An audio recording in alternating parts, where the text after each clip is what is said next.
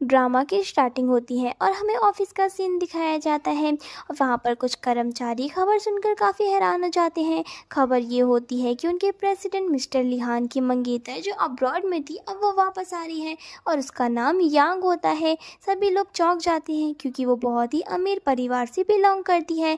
इसके बाद हम हमारी फीमेल लीड को देख जो ये सारी बातें सुन रही होती है। ऑफिस के लोग इसकी चर्चा करने लगते हैं और आपस में गॉसिप करने लगते हैं। वो बोल रहे होते हैं कि हम तो सोच रहे थे कि मिस्टर लिहान अपनी सेक्रेटरी जाओ के करीब आ चुके हैं, लेकिन अब समझ आया कि वो सिर्फ उसके पास टाइम पास कर रहे थे। तभी यहाँ पर दूसरा आदमी कहता है कि अमीर लोग अपनी शादी अपने स्टेटस के हिसाब से करते हैं। जाओ का स्टेटस मिस यांग से बहुत ही नीचे है, तो हमारे प्रेसिडेंट उससे शादी क्यों करेंगे। ये सब सुनकर जाओ काफ़ी ज़्यादा दुखी हो जाती है। तभी उसकी दोस्त सी आती है और वो लोगों को गॉसिप करने से रोकती है। फिर वो जाओ से पूछती है कि तुम ठीक हो ना। जाओ कहती है कि हाँ मैं बिल्कुल ठीक हूँ। इसके बाद सी उसे बताती है कि प्रेसिडेंट ने उसे ऑफिस में बुलाया है। जाओ ऑफिस में जाती है जहाँ मिस्टर लिहान उसे देखते ही उसे अपनी गोद में बैठा लेते हैं और उसके साथ रोमांस करने की कोशिश करते हैं, लेकिन जाओ का मूड ठीक नहीं होता। वो कहती है कि ये ऑफिस है। जाओ उसे खुद से दूर करने की कोशिश करती है और कहती है कि आपको ऐसा नहीं करना चाहिए। ये सुनकर लिहान को गुस्सा आ जाता है। वो उसे खुद से दूर करता है और कहता है कि अगर काम की बात करनी है तो सुनो, आज रात हमें मिस्टर लुई से होटल में मिलना है, तुम मेरे साथ चलोगी। जाओ से याद दिलाती है कि मिस्टर लुई एक प्ले बॉय है। मैंने सुना है वो अपने बिजनेस पार्टनर की फीमेल एम्प्लॉयज के साथ ठीक व्यवहार नहीं करते हैं और लड़कियों का फायदा उठाने की कोशिश करते हैं। लिहान उसके करीब आकर कहता है कि तुम हर बात को सिर्फ काम की नज़र से क्यों देखती हो, मैं बस तुम्हारे साथ थोड़ा टाइम स्पेंड करना चाहता हूँ। और रही लुई की बात, तो मुझे पता है कि तुम उसे अच्छे से संभाल लोगी। फिर हम देखते हैं कि जाओ होटल जाने के लिए तैयार हो रही होती है। ये खुद से कहती है कि मेरा नाम जाओ है, मैं पिछले 5 साल से मिस्टर लिहान की पर्सनल सेक्रेटरी हूँ और उसकी अंडरग्राउंड लवर भी रह चुकी हूँ। हमारा रिश्ता बहुत गहरा है। तभी उसकी बेस्ट फ्रेंड सीखा उसे कॉल आता है। सी घबरा कर पूछती है क्या तुमने न्यूज़ देखा, अब टीवी पर भी अनाउंस हो चुका है कि लिहान और यिंग की सगाई उसके वापस आने के तुरंत बाद होगी और वो दोनों परिवार के रिश्ते और मजबूत हो जाएंगे। ये सुनकर जाओ का मूड खराब हो जाता है। तभी लिहान उसके पास आता है और उसके साथ रोमांस करने की कोशिश करता है। जाओ से पूछती है क्या आप सच में सगाई कर लोगी। लिहान उसे उठाकर बेड पर ले जाता है और कहता है कि तुम इतनी फिक्र क्यों कर रही हो। जाओ कहती है कि मीटिंग का टाइम होने वाला है, हमें मिस्टर लुई से मिलने जाना है, हमें जल्दी करना चाहिए। लिहान उसे देखता है और कहता है कि तुम्हें अचानक से काम की इतनी टेंशन क्यों हो रही है। इस पर जाओ कहती है कि ऑफ कोर्स, क्योंकि अब तुम्हारी सगाई होने वाली है और अब हमारा रिश्ता खत्म होने का समय आ गया है। लिहान को गुस्सा आ जाता है। वो कहता है कि अगर तुम इस रिश्ते को ख़त्म ही करना चाहती हो तो ये तुम्हारी मर्जी है। फिर वो अपने शर्ट को पहनता है और गुस्से से उसे देखता है और कहता है कि तुम्हें बस काम और पैसे की परवाह है। इतना कहकर वो वहाँ से चला जाता है। जाओ बेड पर लेटी होती है और उसकी आंखों में उदासी होती है। वो सोचती है कि तुम तो सगाई कर लोगे, लेकिन मुझे क्या स्टेटस दोगे। फिर वो अपने आंसू को पोंछकर तैयार होने लगती है। फिर कुछ लोग वहाँ पर आते हैं और उसे एक मैसेज देते हैं। वो कहते हैं कि गेंडपा ने आपके लिए ये मैसेज भेजा है। इसके बाद हम देखते हैं कि जाओ के गेंडपा स्क्रीन पर दिखाए जाते हैं। वो कहते हैं कि 3 साल पहले ही मैंने तुम्हें ढूंढ लिया था। तुमने मुझसे वादा किया था कि अगर तुम्हारा लिहान के साथ रिश्ता आगे बढ़ेगा तो तुम सबको बता दोगी कि असल में तुम चू फैमिली की बेटी हो, लेकिन तुमने अभी तक ये सच छुपा रखा है। मैं चाहता हूँ कि तुम लौट आओ, मैं तुम्हारा इंतजार कर रहा हूँ क्योंकि तुम्हें हमारा बिजनेस भी संभालना है। जाओ गार्ड से कहती है कि तुम लोग यहाँ से चले जाओ वरना कोई तुम्हें देख लेगा और ग्रैंडपा से कह देना कि मैं जल्दी वापस आऊँगी। इसके बाद वो खुद से कहती है कि वैसे भी ये कॉन्ट्रैक्ट सिर्फ 5 साल का था और ये ख़त्म होने वाला है। अब मैं वापस चली जाऊँगी क्योंकि अब मैं ये और नहीं सहन कर सकती। फिर यहाँ पर सीन कट होता है और हमें लुई को दिखाया जाता है। वो लड़कियों के साथ होता है और उसी वक्त लिहान वहाँ पहुँच जाता है। लुई मुस्कुराकर उसका स्वागत करता है। लुई जाओ को देखता है और मुस्कुराकर कहता है कि तुम तो बहुत ही खूबसूरत हो, मुझे ड्रिंक सर्व करो और मेरे पास आकर बैठो। लिहान गुस्से में कहता है कि जो वो कह रहा है वही करो। जाओ चुपचाप लुई को ड्रिंक सर्व करती है, लेकिन लुई जानबूझकर उसे छूने की कोशिश करता है। तभी गलती से वो ड्रिंक उसके ऊपर गिर जाता है। लुई से अपने करीब खींचता है और कहता है कि मुझे ड्रेस बदलने के लिए अंदर जाना होगा और तुम्हें भी मेरे साथ चलना होगा क्योंकि ये गलती तुम्हारी है। और उसके बालों को छूते हुए लिहान से पूछता है क्या मैं तुम्हारी सेक्रेटरी को अंदर ले जा सकता हूँ। लिहान बिना कुछ सोचे समझे उसे हाँ बोल देता है और कहता है कि ले जाओ। ये सुनकर जाओ को बहुत ही बुरा लगता है। लुई से अपने साथ ले जाता है और बाकी लोग ये देखकर गॉसिप करने लगते हैं। तभी वो कहती है कि लिहान अपनी सेक्रेटरी को लेकर बहुत ही पॉजिटिव है, लेकिन उसने तो उसे उसके साथ भेज दिया। दूसरी दूसरी तरफ लुई जाओ को देखता है और मुस्कुराकर कहता है कि तुम तो जानती हो ना, मैं लड़कियों को इतनी आसानी से नहीं जाने देता। जाओ घबराकर कहती है कि प्लीज़ मुझसे दूर रहो। लुई हंसते हुए कहता है कि तुम्हें पता है ना, मेरा और लिहान का एक बहुत बड़ा प्रोजेक्ट है, अगर तुमने मना किया तो मैं इस डील पर काम नहीं करूँगा। जाओ यहाँ पर उससे कहती है कि मैं तुम्हें एक और ऑफ़र देती हूँ, मुझे पता है कि तुम्हें एक ज़मीन चाहिए, मैं उसे हासिल करने में तुम्हारी मदद कर सकती हूँ। इधर काफ़ी देर हो जाती है और बाहर लिहान बेचैन हो रहा होता है और उसके चेहरे पर जलन साफ दिखाई दे रही होती है। उसका असिस्टेंट चिंता होकर उसे कहता है कि लुई एक बहुत ही बुरा इंसान है, पता नहीं वो अंदर जाओ के साथ क्या कर रहा होगा। लिहान यहाँ पर उसे कहता है कि मैं जाओ को जानता हूँ, वो खुद को अच्छे से संभाल लेगी। इसके बाद लुई जाओ के सामने बैठा होता है और कहता है कि तुम मेरे साथ डील कैसे कर सकती हो। जाओ उससे बोलती है कि मैं चू फैमिली से बात कर सकती हूँ। लुई हैरान होकर उससे पूछता है, चू फैमिली से? मैं तो उन्हें अप्रोच भी नहीं कर सकता। जाओ मुस्कुरा कर जवाब देती है कि मैं कभी उनके काफ़ी करीब हुआ करती थी, तुम फिक्र मत करो, मैं ये प्रॉब्लम सॉल्व कर दूंगी। लुई को ये सुनकर और भी ज़्यादा झटका लगता है जब उसे पता चलता है कि जाओ अब तक सिर्फ निहाल की वजह से इस नौकरी में बनी हुई है। फिर दूसरी तरफ हमें दिखाया जाता है कि लिहान बेचैन होकर उसका इंतजार कर रहा होता है। जब जाओ और लुई बाहर आते हैं तो लुई मुस्कुराते हुए कहता है कि तुम्हारी सेक्रेटरी काफ़ी ज़्यादा अच्छी है, डिनर के लिए थैंक्स। फिर वो वहाँ से चला जाता है। लिहान गुस्से में अपनी लाइटर को जलाता है और जाओ के करीब आ जाता है। जाओ धीरे से उस लाइटर को बुझा देती है। लिहान यहाँ उससे पूछता है कि तुमने अंदर क्या किया। जाओ उससे कहती है, क्या तुम्हें पता नहीं है लुई कैसा इंसान है। लिहान का गुस्सा और बढ़ जाता है, वो अचानक से जाओ को कस कर पकड़ता है और उसे ज़बरदस्ती किस करने लगता है। फिर वो गुस्से से कहता है कि तुम कभी भूलना मत कि तुम पर सिर्फ और सिर्फ मेरा हक है। जाओ गुस्से में कहती है कि अच्छा, जब मैं 20 मिनट तक अंदर थी तब तुम्हें मेरी फिक्र नहीं हुई और अचानक से तुम्हें मेरी परवाह हो रही है। लिहान का गुस्सा और बढ़ जाता है और वो उससे कहता है, तो इसका मतलब ये है कि तुम पैसों के लिए कुछ भी कर सकती हो। फिर यहाँ पर वो उसे हंसकर चला जाता है। जाओ उसकी बातों से बहुत ही दुखी होती है। वो खुद से कहती है कि तुम्हारी सगाई हो चुकी है और अब तुम सिर्फ मुझे एक ऑब्जेक्ट की तरह ट्रीट कर रहे हो। फिर हम देखते हैं उसकी बेस्ट फ्रेंड सी को, जहाँ पर जाओ उससे कहती है कि मैं रिज़ाइन करना चाहती हूँ, मैं अब और सहन नहीं कर सकती। यहाँ पर वो जाओ को शांत करवाती है और यहाँ पर जाओ कहती है कि मैं लिहान के साथ अच्छे टर्म्स पर रही हूँ, लेकिन मैं कभी भी उसकी मिस्ट्रेस बनकर नहीं रहूँगी। इसी बीच लिहान का असिस्टेंट आता है और कहता है कि लुई हमारे प्रोजेक्ट के लिए मान गया है, पता नहीं सेक्रेटरी ने अंदर क्या बातचीत की होगी।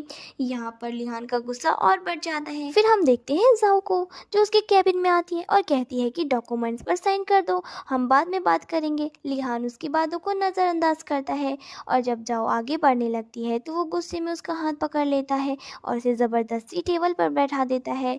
फिर वो उसके करीब आने की कोशिश करता है। जाओ से रोकते हुए कहती है कि तुम क्या कर रहे हो। लिहान उससे कहता है कि तुम्हें क्या हो गया है। तभी यहाँ पर उसे जवाब देती है कि तुम्हारी सगाई हो रही है और हमारा रिश्ता ख़त्म होने वाला है। लिहान उससे कहता है कि तुम्हें इसकी फिक्र करने की ज़रूरत नहीं है। तभी जाओ उससे कहती है कि मुझे ये सब कुछ ठीक नहीं लग रहा। तभी यहाँ पर लिहान उसे ताने देते हुए कहता है कि जब तुम लुई के साथ उस कमरे में थी तब तो तुम्हें अच्छा लग रहा था। जाओ ये सुनकर काफी दुखी होती है और कहती है क्योंकि तुमने ही मुझे उसके हवाले किया था। लिहान का गुस्सा और बढ़ जाता है और वो जाओ को अचानक अपनी ओर खींचता है और उसके करीब आकर उसे कहता है कि तुम अच्छे से जानती हो कि मुझे कैसे तड़पाना है। जाओ को हॉस्पिटल ले जाया जाता है, जहाँ लिहान डॉक्टर से कहता है कि इसका मेडिकल चेकअप किया जाए। वो ये जानना चाहता था कि क्या वाकई में लुई के साथ उसने समय बिताया है। जाओ तड़पते हुए कहती है कि प्लीज ऐसा मत करो, लेकिन लिहान उसकी बात नहीं सुनता। कुछ देर बाद रिजल्ट आता है और पता चलता है कि ऐसा कुछ भी नहीं है। जाओ यहाँ पर काफ़ी ज़्यादा उदास हो जाती है और उसकी आंखों में आंसू होता है। वो कहती है कि अब तो तुम संतुष्ट हो, मैंने आज रात ही रिज़ाइन करने का फैसला किया है और मेरा आखिरी काम तुम्हारे कहने पर फिजिकल एग्जामिनेशन करवाना था। लिहान उसे घूरते हुए कहता है इसका क्या मतलब है। जाओ उसे अपना रेजिग्नेशन लेटर दिखाती है और वहाँ से चली जाती है। लिहान को गुस्सा आता है और वो उस लेटर को आग लगा देता है। जाओ यहाँ पर बहुत ज़्यादा रोने लगती है। फिर यहाँ पर हमें घर का सीन दिखाया जाता है, जहाँ पर जाओ देखती है कि लिहान पहले से ही वहाँ बैठा हुआ है और यहाँ पर वो उससे पूछती है कि तुम यहाँ पर क्या कर रहे हो। लिहान उससे कहता है ये घर तुम्हें कंपनी की तरफ से मिला है ना। जाओ यहाँ पर उससे कहती है, तो इसका मतलब तुम मुझे यहाँ से निकालने आए हो। लिहान मुस्कुराते हुए कहता है कि मैं सिर्फ तुम्हें ये बताने आया हूँ कि इस शहर में मेरे अलावा तुम्हारा कोई नहीं है। तुम पूरी तरह मुझ पर ही निर्भर रही हो, इसीलिए तुम्हें मुझसे माफ़ी मांग लेनी चाहिए। जाओ हंसते हुए कहती है कि ओह, तो तुम मेरी इतनी फिक्र करते हो, लेकिन मैं कैसे दिखाऊँ कि कुछ भी नहीं हुआ। लिहान यहाँ पर उससे कहता है कि 5 साल हो गए और मुझे अच्छे से पता है कि तुम कहीं भी नहीं जा सकती। तुम पूरी तरह मुझ पर निर्भर हो, मैंने ही तुम्हें पाला है। जाओ उससे कहती है कि तुम्हें मेरी फिक्र करने की ज़रूरत नहीं है। इसके बाद वो एक लग्जरियस कार में बैठती है और वहाँ से चली जाती है। लिहान उसकी कार को देखकर हैरान हो जाता है और सोचता है कि इतनी महंगी कार, आखिर ये सब कैसे। फिर वो अपने असिस्टेंट को जाओ की नई लोकेशन के बारे में पता करने के लिए कहता है। फिर यहाँ पर हम देखते हैं कि जाओ को उसका भाई पिक करने के लिए आता है। चैन यहाँ मुस्कुराकर उससे कहता है कि अब हम घर चलते हैं। तभी यहाँ पर हम देखते हैं कि जाओ को लिहान का मैसेज आता है और वो कहता है कि अगर जाओ कॉन्ट्रैक्ट तोड़ती है तो उसे 10 मिलियन भरने होंगे। जाओ हैरान हो जाती है, लेकिन चैन कहता है कोई बात नहीं, हम उसे पैसे दे देंगे। लेकिन जाओ तुरंत मना कर देती है और कहती है कि नहीं, बस 1 महीने की बात है, मैं अपनी नौकरी पूरी कर लूँगी, लेकिन मैं उसे पैसे नहीं दूँगी। फिर हमें अगले दिन का सीन दिखाया जाता है। जाओ ऑफिस आती है तो लिहान हंसकर कहता है कि तुम तो रिज़ाइन कर चुकी थी ना, फिर वापस क्यों आई। जाओ उससे कहती है कि बिल्कुल, लेकिन इतनी बड़ी रकम मैं तुम्हें कैसे दे सकती हूँ। लिहान उसकी तरफ देखता है और कहता है तो तुम्हारे लौटने की वजह सिर्फ पैसा है। फिर जाओ उससे कहती है कि आज का काम बताओ मुझे। फिर वो वहाँ से जाने लगती है। लिहान उसका हाथ पकड़कर पूछता है क्या हमारे बीच में सिर्फ काम का ही रिश्ता है। जाओ यहाँ पर कुछ सेकंड रुकती है और उसे बोलती है कि हाँ, और कहती है कि आपको अपने काम की बहुत ही चिंता है, तभी तो आपने मुझे लुई के हवाले कर दिया था। तभी यहाँ पर लिहान उसे कहता है कि मुझे पता है तुम इस बात से बहुत ही गुस्सा हो, लेकिन मुझे ये भी पता है कि तुम मेरे बिना नहीं रह सकती। ये सुनकर जाओ को और भी गुस्सा आ जाता है और वो कहती है कि ये सिर्फ तुम्हारी गलतफहमी है, अब से आप सिर्फ मेरे बॉस हो, और वो वहाँ से चली जाती है। यहाँ पर लिहान ये सुनकर काफ़ी हैरान हो जाता है कि जाओ को अचानक क्या हो गया। तभी उसका असिस्टेंट आता है जिसके हाथ में एक ज्वेलरी बॉक्स होता है। वो यहाँ पर उसे दिखाता है और कहता है कि आज मिस्टर लिहान ने खास तौर पर ये नेकलेस मंगवाया है, शायद ये किसी के बर्थडे के लिए है। जाओ ये सुनकर चौंक जाती है क्योंकि आज उसका ही बर्थडे होता है। उसे याद आता है कि जब वो मिस्टर लिहान के साथ ज्वेलरी शॉप गई थी तब उसे ये नेकलेस बहुत ही पसंद आ गया था।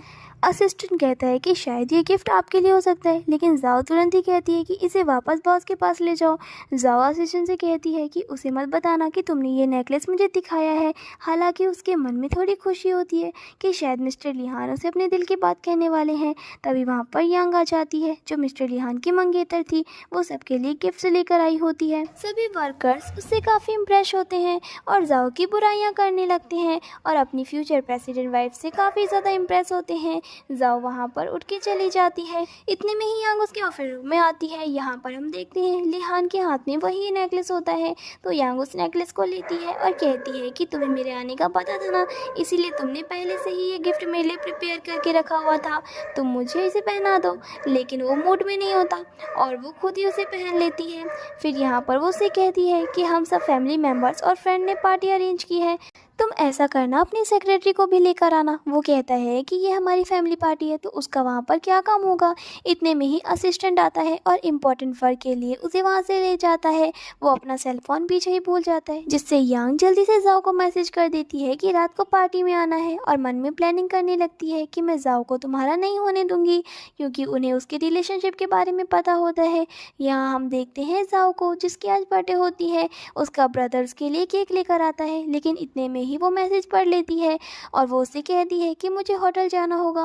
वो उससे कहता है कि तुमने तो रिज़ाइन करना था ना। तो वो उससे कहती है कि तुम फिक्र मत करो, बस मैं लिहान के साथ मैटर रिजॉल्व करके जो फैमिली को ज्वाइन कर लूँगी। वो उससे कहता है कि उसका बिहेवियर तुम्हारे साथ बहुत ही बुरा है। तो वो कुछ सोचकर यहाँ पर उससे कहती है कि वो पहले ऐसा नहीं था। और फिर यहाँ पर उसे याद आता है कि जब उसने कंपनी ज्वाइन की थी तब मैनेजर का बिहेवियर उसके साथ बहुत ही बुरा था। लिहान ने आकर उसकी साइड ली थी। इसके अलावा भी वो वर्क में उसकी काफ़ी ज़्यादा हेल्प कर रहा था और उसके साथ बहुत ही काइंड था। और यहाँ पर वो होप कर रही होती है कि शायद आज लिहान उसे अपने दिल की बात कहेगा। यहाँ पर हम देखते हैं लिहान उसके फ्रेंड के साथ होता है, जहाँ पर वो काफ़ी सैड होता है। उसका फ्रेंड कहता है कि हम तो समझ रहे थे कि तुम सेक्रेटरी के बहुत ही ज़्यादा क्लोज हो। इतने में ही वहाँ पर जाओ भी आ जाती है जो उनकी बातें सुनने लगती है। वो दोनों आपस में बातें कर रहे होते हैं कि तुम्हें उससे वैसे भी शादी तो करनी नहीं थी, तुम तो वैसे भी उसका यूज़ कर रहे थे। हमें इस बात का अंदाज़ा था क्योंकि तुम्हारी तो ऑलरेडी एक फियांसी है जो कि लिन फैमिली से है और काफ़ी रिच है और तुम्हें सूट भी करती है। तो यहाँ पर लिहान जवाब देता है कि हाँ, वो मेरी सेक्रेटरी है और उसे सिर्फ वर्क और पैसे की परवाह है। ये बात जाओ भी सुन लेती है। फिर यहाँ पर हम देखते हैं उसकी कज़न को, जिसका नाम जियांग होता है, जो उससे कहती है कि मेरे कज़न ने तुम्हें इतना महंगा 10 मिलियन का नेकलेस गिफ्ट किया, तुम हमें बताती तो सही। जाओ यहाँ पर ये सब कुछ देख लेती है और उसने जो होप बनाई थी वो वहीं पर टूट जाती है। इसके बाद यिंग उसकी गोद में आकर बैठ जाती है और उसका थैंक यू करने लगती है। इससे वो काफ़ी ज़्यादा जेलस हो रही होती है। वो उसके और क्लोज आने लगती है, वो उसका हाथ पकड़ लेता है और वो सब लोग डिमांड करने लगते हैं कि एक किस तो होनी चाहिए। यहाँ पर यिंग देख लेती है कि जाओ बाहर है, वो जल्दी से लिहान को किस करने लगती है। अब ये चीज़ उसे बर्दाश्त नहीं होती, वो अंदर आती है और गुस्से में आकर लिहान से डिमांड करती है कि अपनी फियांसी को एक किस करो और आके कहती है क्या तुमने मुझे इस होटल में यही सब दिखाने के लिए बुलाया था। जहाँ पर यिंग कहती है कि एक्चुअली मैंने तुम्हें बुलाया था क्योंकि तुम लिहान की सेक्रेटरी हो और तुम भी हमारी फैमिली के क्लोज हो क्योंकि तुमने काफ़ी हार्ड वर्क किया है। तो यहाँ पर जाओ उससे कहती है कि आप काफ़ी पोलाइट है मगर ये मेरी ड्यूटी वर्क नहीं है। तो वो उससे कहती है कि ठीक है, मैं लिहान की फियांसे हूँ और उसे जाकर इम्पोज कर रही होती है और कहती है कि एक ड्रिंक मेरी तरफ से तुम्हारे लिए, तुम यहाँ पर आ ही गई हो तो ड्रिंक करो। तो यहाँ पर वो ड्रिंक करने लगती है। लिहान उसे ड्रिंक करने से रोक देता है लेकिन वो जिद करती है कि वो ये ड्रिंक करके रहेगी। अब वो जब ड्रिंक करती है तो लिहान को काफ़ी गुस्सा आता है। वो उससे कहता है कि ये हमारे प्राइवेट पार्टी है, तुम्हारा यहाँ पर कोई काम नहीं है, यहाँ से चले जाओ। यहाँ पर वो उसे सॉरी कहती है और लिहान और यिंग को विश करती है कि वो हमेशा खुश रहे और दुखी होकर वहाँ से जाने लगती है। लिहान उसके पीछे जा रहा होता है। यिंग उसे रोक देती है और कहती है कि क्या तुम मेरा जोक बनाना चाहते हो, सब लोग कहेंगे कि तुम मुझे पार्टी में अकेला छोड़ कर चले गए, ये सब बहुत ही क्लोज फ्रेंड्स हैं, सब गॉसिप करेंगे। और गुस्से में उससे कहता है कि पहले तो तुम मुझे ये बताओ तुमने उसे आने का यहाँ पर क्यों कहा, आज के बाद मेरी कंपनी के प्राइवेट मैटर में तुम इंटरफेयर मत करना। और गुस्से में वहाँ से जाने लगता है। फिर यहाँ पर हम देखते हैं कि जाओ यहाँ पर घर पर आती है। उसका ब्रदर उसे इस हालत में देखकर बहुत ही हैरान हो जाता है और वो आते ही बेहोश हो जाती है। उसका ब्रदर उसके लिए काफ़ी वरी होता है। फिर नेक्स्ट मॉर्निंग वो फिर से कहीं रेडी होकर जा रही होती है। वो उसे कहता है कि तुम कहाँ जा रही हो, मैंने सारी अनाउंसमेंट की प्रिपरेशन कर ली है, चू फैमिली अब से तुम्हारी है। वो उससे कहती है लेकिन मैं अभी अनाउंसमेंट नहीं चाहती हूँ, मुझे कुछ काम है, मैं लिहान से पहले फाइनल बात करना चाहती हूँ। वह हैरान होता है और कहता है तुम्हें अभी भी लिहान से कुछ एक्सपेक्टेशन है। वो कहती है कि मुझे कोई एक्सपेक्टेशन नहीं है, मैं बस अपने रिजिग्नेशन लेटर को सबमिट करना चाहती हूँ। फिर हम देखते हैं वो ऑफिस में होती है और यहाँ पर असिस्टेंट आकर उसे कहता है कि मिस्टर लिहान तुम्हें बुला रहे हैं। वो अंदर जाती है तो वो वहाँ पर टाई पहन रहा होता है और वो उसे कहता है कि मेरी टाई बांधो, जिस पर वो कहती है कि ये मेरे काम का हिस्सा नहीं है। वो उसे कहता है लेकिन तुम एक सेक्रेटरी हो और उसे गुस्से में ग्रैब कर लेता है। इतने में ही यहाँ पर यिंग आ जाती है और उन दोनों के सीन को देख रही होती है। वो उससे कहता है आखिर तुम्हें किस बात का गुस्सा है। वो उससे कहती है कि मुझे किसी बात का गुस्सा नहीं है, एक्चुअली मैं यहाँ पर अपना रिजिग्नेशन लेटर सबमिट करना चाहती हूँ जिसे आपको एक्सेप्ट करना ही होगा और उसके बाद मैं अपना सारा वर्क दूसरी सेक्रेटरी को बता दूंगी, इतना समय मैं ले लूँगी। वो यहाँ पर हंसने लगता है और उससे कहता है कि फिर से तुम ट्रिक खेल रही हो। फिर वो उससे कहता है लेकिन मैं ये सबमिट नहीं करने दूंगा। वो उससे कहती है कि मैं वर्क प्रोसेस के थ्रू इसको सबमिट करवा दूंगी और मैं मंथ फ्री हो जाऊंगी। तो वो उससे कहता है लेकिन इस मंथ तो तुम हो ना, तो तुम्हें अपनी दूसरी ड्यूटी भी देनी होगी। और आके उसकी टाई बांधने लग जाती है। वो गुस्से में आ जाता है और कहता है कि तुम्हें फिर से आने की जरूरत नहीं है और गुस्से में टाई को फेंक देता है और वहाँ से जाने लगती है। यिंग हंसकर अंदर आती है। तभी यहाँ पर वो उससे कहता है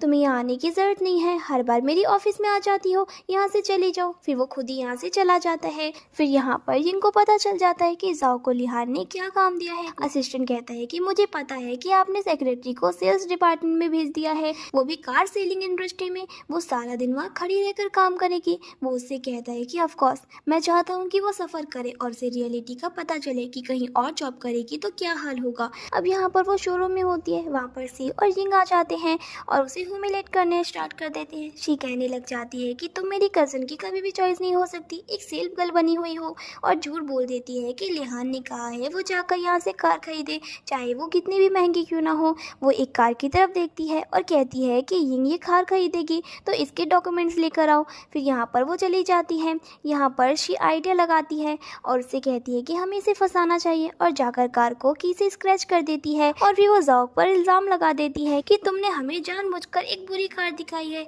जिस पर स्क्रैचेस है। वो कहती है कि मैंने ऐसा कुछ भी नहीं किया, इस कार पे पहले तो स्क्रैचेस नहीं थे। वहाँ पर सारी टीम आ जाती है और सी उसकी शिकायत करने लगती है। यहाँ मैनेजर काफ़ी हैरान होता है और और कहता है ये कार तो अभी बिल्कुल ठीक थी। तभी यहाँ पर वो कहती है क्योंकि ये यिंग से जेलस है इसीलिए इसे स्क्रैच कार्ड देना चाहती है। और यहाँ पर मैनेजर को जब पता चलता है कि वो ली फैमिली से है तो वो जाओ को कहता है सॉरी कहने के लिए। जाओ कहती है कि मैं सॉरी नहीं कहूँगी क्योंकि मेरा कोई कसूर नहीं है। वो उससे कहती है कि कैमरा में देखा जा सकता है, लेकिन मैनेजर झूठ बोल देता है कि कैमरा वर्क नहीं कर रहे हैं। यहाँ पर फिर वो कहती है कि कीज पर स्क्रैचेस होंगे और फिर वो कीज को पानी में डाल देती है जिस पर स्क्रैच ऊपर आ जाते हैं, जिससे शो हो जाता है कि ये शी नहीं किया है। वो उससे कहती है कि अब ये प्रॉब्लम सिर्फ पुलिस स्टेशन जाएगा जहाँ पर मैं तुम्हारी रिपोर्ट करूंगी कि तुमने मुझे फंसाने की कोशिश की।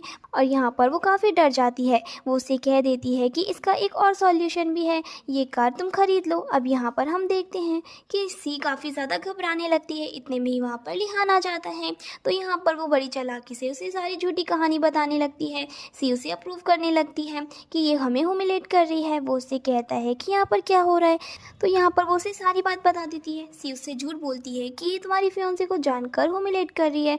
जाओ तो उसे देखते ही रह जाता है। यिंग उसे फोर्स कर रही होती है कि तुम्हें कुछ एक्शन लेना होगा।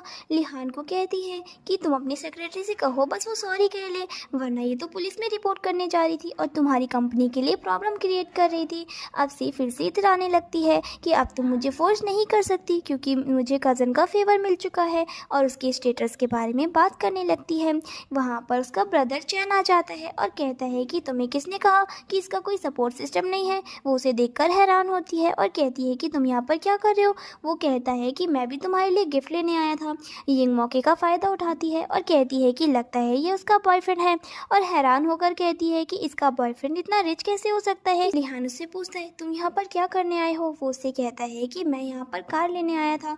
स्टोर की सबसे एक्सपेंसिव कार का नाम लेता है जो कि 50 मिलियन की थी। ये सुनकर तो उसके होश ही उड़ जाते हैं और मैनेजर को कहता है कि कार की कीज़ लेकर आओ।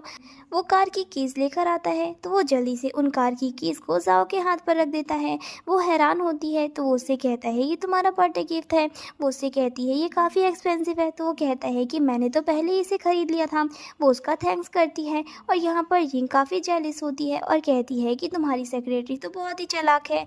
वो चैंग के साथ काफ़ी खुश लग रही है, लगता है उसका रिलेशनशिप काफ़ी स्ट्रांग है। और फिर वो कहती है कि लगता है अब उसे तुम्हारा रिप्लेसमेंट मिल चुका है। इसके बाद यहाँ पर चैन कहता है कि तुम्हारी ड्यूटी का टाइम ख़त्म होने वाला है, मैं तुम्हें अपने साथ लेकर जाऊँगा। वो उससे कहता है कि मैं इसकी परमिशन नहीं दूंगा। वो कहता है लेकिन क्यों। तभी यहाँ पर वो उससे कहता है कि जाओ सिर्फ मेरी है, वो मेरे साथ ही रहेगी। वो उससे कहता है लगता है तुम भूल रहे हो, जाओ ने रिज़ाइन एप्लीकेशन दे दी है तो तुम फालतू की ट्रैवल क्रिएट मत करो। फिर वो वहाँ से कहता है कि मेरे पास पूरा अधिकार है इसे अपने साथ ले जाने का। वो उसे अपने साथ ले जा रहा होता है। लिहान उसके पीछे जाने लगता है तो यिंग फिर से उसे रोक लेती है और फिर से उसे बहकाने लगती है कि तुमने देखा ना उसका रिलेशन कितना क्लोज है, तो तुम उनका पीछा मत करो। लेकिन वो गुस्से में वहाँ से चला जाता है और जाओ को पकड़ लेता है और कहता है कि तुम्हारा रिलेशन चू फैमिली के साथ क्या है, तुम चैन के साथ क्या कर रही थी। वो उसे कहती है कि तुम्हें मेरी प्राइवेट लाइफ में इंटरफेयर करने की ज़रूरत नहीं है। वो उससे कहता है कि मुझे अब समझ आया तुम रिज़ाइन क्यों करना चाहती थी, क्योंकि तुम्हें मेरा रिप्लेसमेंट मिल चुका है जो मुझसे काफ़ी ज़्यादा बेटर और रिच है। तुमने 5 साल बस मेरा इस्तेमाल किया और जैसे ही तुम्हें मेरी जगह कोई और रिच पर्सन मिला तुम उसके पीछे भाग गई। और वो उसे लालची कह रहा होता है और यहाँ पर उसे गुस्सा आ जाता है। तभी यहाँ पर वो उसे थप्पड़ मारती है और कहती है कि हाँ तुम मेरे सिर्फ बॉस हो और मैं तुम्हारी सेक्रेटरी हूँ, मेरा किसी के भी साथ कोई भी रिलेशन हो इससे तुम्हें कोई प्रॉब्लम नहीं होनी चाहिए। इतने में ही वहाँ पर चैन आ जाता है और उसे कहता है कि आखिर तुम्हारी प्रॉब्लम क्या है। जिस पर वो कहता है मेरी प्रॉब्लम ये है कि वो मेरी सेक्रेटरी है, तुम्हारा इस पर कोई हक नहीं है। वो उससे कहता है लगता है तुम्हारा दिमाग ख़राब हो चुका है। वो उससे कहता है अगर ऐसी बात है तो तुम दोनों का रिलेशनशिप क्या है। तो यहाँ पर वो उससे बोलता है कि वैसे तुम होते कौन हो हमारे रिलेशनशिप की बात करने वाले, तुम्हें जाके अपनी फियांसे को देखना चाहिए। इतने में ही उसकी फियांसे आ जाती है और कहती है कि तुम्हारी कंपनी में इशू हो गया है, हमें वापस जाना चाहिए। तब यहाँ पर जाओ गुस्से में कहती है कि जैसा रिलेशन मेरा तुम्हारे साथ था एक लीडर का, वैसे ही चैन मेरा लीडर बन चुका है। और उसका हाथ पकड़ लेती है और कहती है कि ये रिलेशन काफ़ी क्लोज है। अब लिहान को गुस्सा आता है। वो गुस्से में कहता है इसका मतलब तुम्हारे लिए सब कुछ पैसा ही मायने रखता है। इस बात से उसे काफ़ी दुख होता है। वो उससे कहती है कि हाँ ये देखो उसने मुझे कितनी महंगी कार दी है, तुम कभी शायद मुझे ये गिफ्ट भी ना कर सकते। से, तो इसीलिए मेरे लिए शायद बेटर यही है, तुम नहीं, और मैंने स्टेटस के बेस पर ही इसे चूज़ किया है। इस बात से लिहान को काफ़ी गुस्सा आता है और यिन इस बात का फ़ायदा उठाती है और कहती है कि हमारी इंगेजमेंट सेरेमनी है, मैं तुम लोगों को इनवाइट करना चाहती हूँ, मिस्टर चैन आएंगे तो मुझे बहुत अच्छा लगेगा। लिहान उसे मना कर रहा होता है, लेकिन चैन जल्दी से उसे हक करके कहता है कि हाँ ठीक है, हम ज़रूर आएंगे। जाओ हैरान होकर उसे देखने लग जाती है। वो उसे कहता है कि यही मौका अच्छा है तुम्हें इन्हें रिप्लाई देने का। फिर जाओ कहती है कि ठीक है, मैं तुम्हें विश करने ज़रूर आऊँगी, और वहाँ से जाने लगती है। फिर लिहान उसे पकड़ लेता है, चैन उसे छुड़ा कर वहाँ से ले जाता है।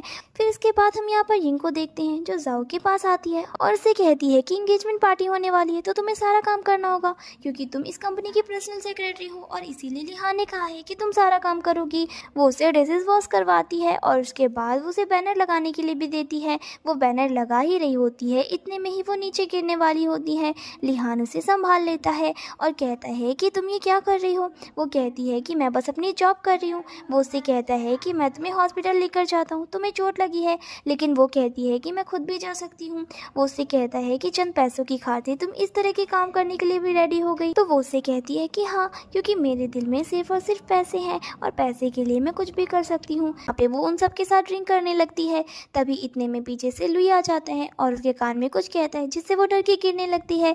तभी यहाँ पर लुई से संभाल लेता है और ये सब कुछ लिहान देख लेता है और वो काफ़ी ज़्यादा जेलिस हो रहा होता है। तभी यहाँ पर यिंग मौके का फ़ायदा उठाती है और जल्दी से उससे कहती है कि जाओ हर रिच बंदे के काफ़ी ज़्यादा क्लोज है। इसके बाद जाओ लुई से कहती है कि आप मेरे इतना ज़्यादा क्लोज मत आओ। लुई उससे कहता है कि मैंने नोटिस कर लिया है, लिहान तो इंगेजमेंट कर रहा है, उसने तुम्हें छोड़ दिया है, तुम उससे जवाब चाहती थी ना, तो तुम्हें जवाब मिल गया, तो क्या तुम मेरे साथ कंटिन्यू कर सकती हो, क्योंकि मुझे तुम पसंद हो। लेकिन वो उसे मना कर देती है। तब यहाँ पर वो उसके साथ ज़बरदस्ती करने लगता है। लिहान उसके पास पहुँच जाता है और वो वहाँ से जाने लगता है। अब लिहान फिर से उसे ताने मारने लगता है कि तुम तो सब रिच पर्सन के इतने ज़्यादा क्लोज थी, मुझे इस बारे में पता भी नहीं था। यहाँ पर वो उससे कहती है कि तुम गलत समझ रहे हो, उसने मुझे बचाया था इसीलिए मैं उसका थैंक्स कर रही थी, और उससे कहती है कि तुम्हें अपनी फियांसी के पास जाना चाहिए। तभी यहाँ से वो जाने लगती है तो वो उसका हाथ पकड़ लेता है और फिर चैन के बारे में पूछने लगता है कि क्या वो तुम्हारा बॉयफ्रेंड है, वो एक यंग मास्टर है, तुम्हें इतना काइंडली ट्रीट कैसे कर सकता है, तुमने ऐसा क्या किया है। फिर वो उससे कहने लगता है कि वो बहुत ही रिच फैमिली से है, तुम इसके साथ अपना टाइम वेस्ट मत करो, वो तुम्हारा बस फ़ायदा ही उठा रहा है। वो उससे कहती है कि तुम मेरी इतनी चिंता क्यों कर रहे हो, कि लगता है तुमने अपने दिल की बात की है, क्योंकि तुम भी तो 5 साल से मेरे साथ ही थे, तुमने भी तो बस मेरा फ़ायदा ही उठाया है ना, क्योंकि मैं एक गरीब लड़की हूँ। लेकिन अच्छा ही हुआ मुझे जल्दी पता चल गया कि तुम्हें मुझे कोई स्टेटस नहीं देना है, और वहाँ से चली जाती है। फिर यहाँ पर यिंग आ जाती है और कहती है कि हमारी इंगेजमेंट पार्टी है, तुम बार बार सेक्रेटरी के पास मत जाओ, सभी लोग गॉसिप करेंगे। फिर वो वहाँ से चला जाता है। इतने में ही हम देखते हैं कि वो ड्रिंक कर रही होती है, तो लिहान के ग्रैंडफादर के पास आते हैं और उसे ऑफर करते हैं कि वो 10 मिलियन रख ले और लिहान की जान छोड़ दे, क्योंकि वो एक लो स्टेटस गर्ल है।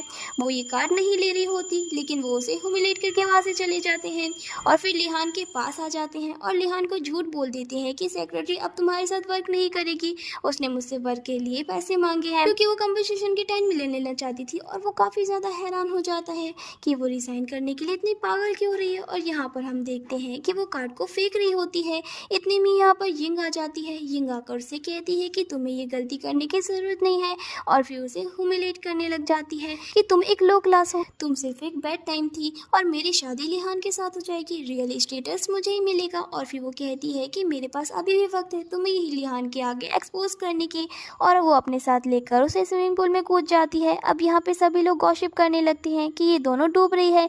देखते हैं लिहान किसे बचाता है, और यहाँ पर लिहान जाकर यिंग को बचाता है, क्योंकि उसे सब फोर्स कर रहे होते हैं यिंग को बचाओ। उसके बाद वो वापस से जाओ को बचाने लगता है, लेकिन जाओ को तो कोई और ही बचा लेता है। अब यहाँ पर लिहान को बहुत ही ज़्यादा बुरा लगता है। अब यहाँ पर लिहान को बिल्कुल अच्छा नहीं लग रहा होता कि कोई और जाओ को प्रोटेक्ट कर रहा है। वो चाह के भी उसे प्रोटेक्ट नहीं कर पाता, लेकिन बाहर आने के बाद वो फौरन जाओ के पास जाने लगता है। पर यहाँ पर यिंग बहुत ही चालाकी से उसे अपने पास रोक लेती है और कहती है कि मुझे बहुत ही डर लग रहा था, और उसे जाओ के पास जाने नहीं देती। शी उसके पास जाती है और जाओ को थप्पड़ मारने लगती है और कहती है कि तुम इतनी गिर कैसे सकती हो, तुम लिहान को पाने के लिए यिंग की जान जान भी ले सकती हो। तुम्हें मिस्टर चैन मिल गए और फिर भी तुम लिहान के पीछा नहीं छोड़ रही हो। फिर यहाँ पर जाओ चुप करके लिहान को देखे जा रही थी। लिहान कुछ कहना चाह रहा था लेकिन जिन उसे नहीं जाने देती। सभी लोग गॉसिप करने लगते हैं कि मिस्टर लिहान की सेक्रेटरी कितनी शेमलेस है, वो रिलेशनशिप को तोड़ने के लिए उसकी जान भी ले सकती है। वो क्लेरिफाई भी करती है कि उसने कुछ भी नहीं किया, लेकिन यिंग यहाँ पर एक्टिंग स्टार्ट कर देती है कि तुमने मुझे धक्का दिया।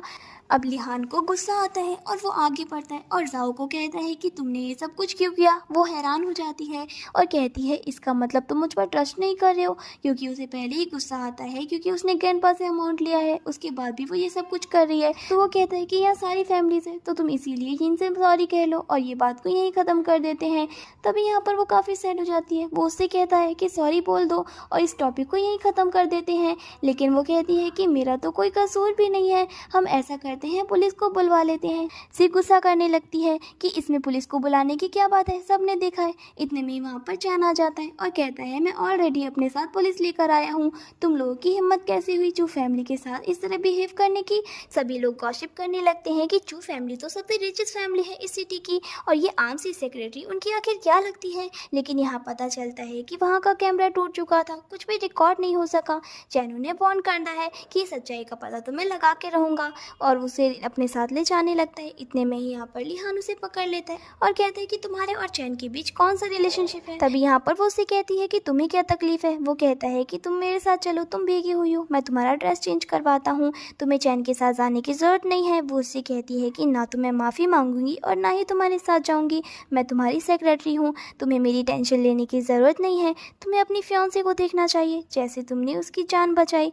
वो उससे कहता है कि मैं तुम्हें लास्ट टाइम वार्न कर रहा हूँ कि यहाँ पे मेरे पास रुक जाओ, पर वो उसकी बात नहीं सुनती और आगे चली जाती है। वो काफ़ी दुखी होती है। फिर यहाँ पर यिंग स्टार्ट हो जाती है कि चैन और उसके बीच कितने अच्छे रिलेशनशिप है। शी भी उसे बहका रही होती है और उन सभी की बातों से वो काफ़ी परेशान हो जाता है और कहता है अपनी बकवास बंद करो और वहाँ से चला जाता है। यिंग काफ़ी परेशान हो जाती है कि ये अभी भी अपनी सेक्रेटरी के पीछे है। अब यहाँ पर लिहान ऑफिस में होता है और उसे पता चलता है कि जाओ नहीं आई है और उसने अपना रिजिग्नेशन लेटर भेजा होता है और उससे अपना सारा रिलेशन ख़त्म कर दिया होता है। वो उसे कॉल करने की कोशिश करता है पर उसका नंबर भी ऑफ होता है और असिस्टेंट भी आकर उसे बताता है कि उसकी न्यू लोकेशन का पता नहीं चल रहा है। और यहाँ पर हम देखते हैं कि जाओ चू ग्रुप के ऑफिस में होती है क्योंकि वो ऑफिशियली प्रेसिडेंट बन चुकी होती है, जहाँ पर चैन उसे सारा वर्क बता रहा होता है और बहुत ही खुश होता है और वो जाओ के बारे में पूछता है। तो यहाँ पर वो उसे वार्न करता है कि तुम जाओ का पीछा छोड़ दो, उसका तुमसे कोई लेना देना नहीं है वरना तुम्हारे लिए अच्छा नहीं होगा। वो काफ़ी गुस्सा कर रहा होता है। जाओ हंसती है